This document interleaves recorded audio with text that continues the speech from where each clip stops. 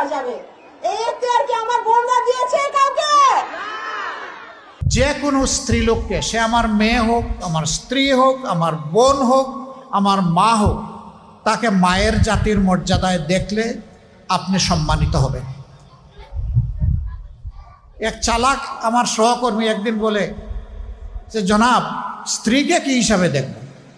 বললাম, ওয়েল, স্ত্রীকে স্ত্রী হিসাবে দেখবা, ওই স্ত্রীর মা বাপের চোখের পানির দিকে তাকাইয়া তাকে সম্মান করবা, ভালোবাসবা। আর তোমার সন্তানের মা হিসাবে তাকে তুমি শ্রদ্ধা করো। তুমি যেমন ভাই চাও যে তোমার মাকে সবাই সম্মান করুক, তোমার সন্তানরাও চায় তাদের মাকে সবাই সম্মান করুক, তুমি সহ। এরকম যে সংসার গড়ে উঠবে, এটা হবে জান্নাতি সংসার। নেতৃবৃন্দ যখন ডায়াসে দাঁড়ান,